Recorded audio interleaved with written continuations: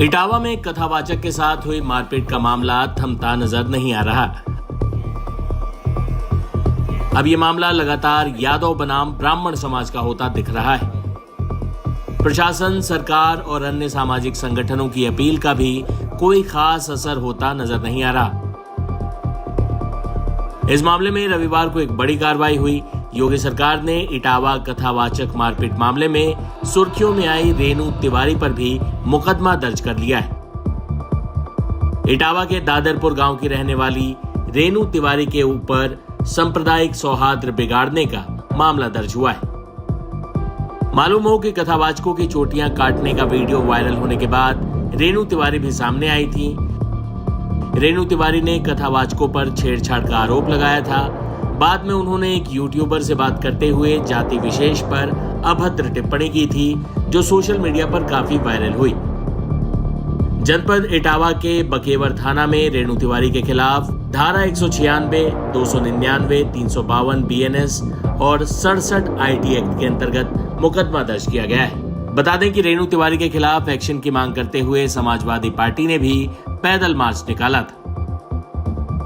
आज हम लोग कप्तान साहब से इसलिए मिलने आए थे कि जो रेणु तिवारी दादरपुर के हैं, जिनके द्वारा भागवत का आयोजन किया था और इनकी ही द्वारा जो इतना बड़ा जो कांड हुआ है इटावा में, जो पूरे भारत में इसकी गूंज उठ रही है, वही महिला एक जात विशेष यादव समाज के लोगों के लिए और खासकर महिलाओं के लिए इतनी अभद्र टिप्पणी की जा रही है।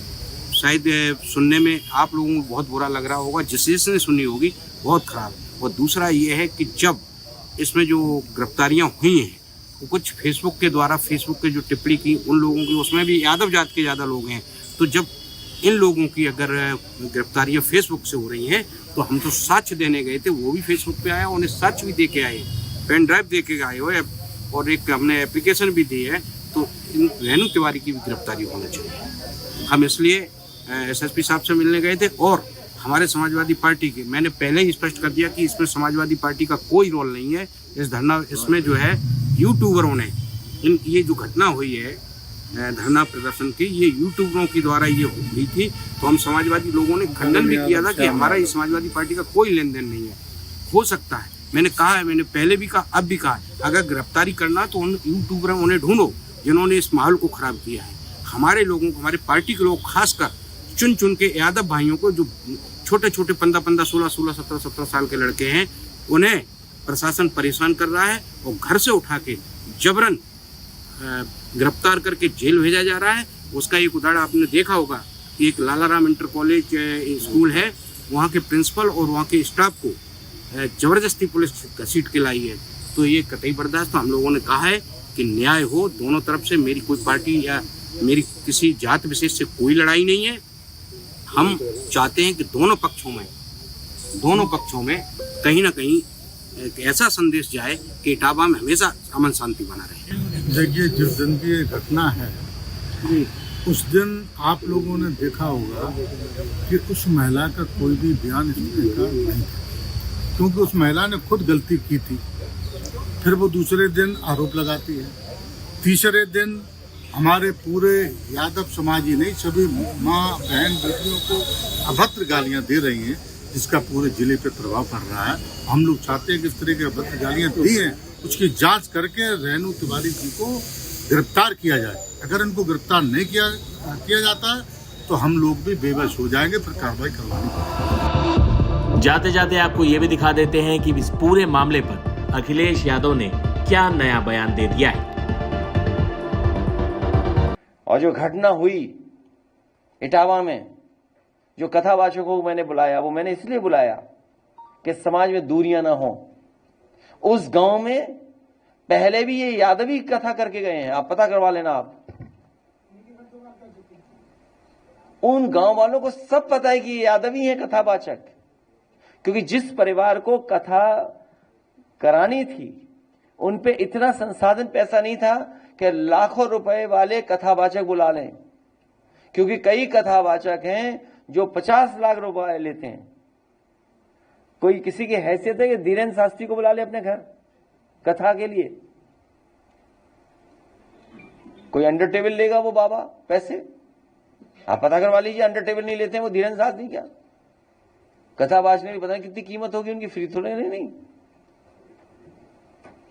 तो ये यादव लोग कथा कहते, तो कथा तो हर समाज के लोग कह रहे हैं। बड़ी संख्या में जो गैर बरादरियां हैं, सब बरादरी करती कथा।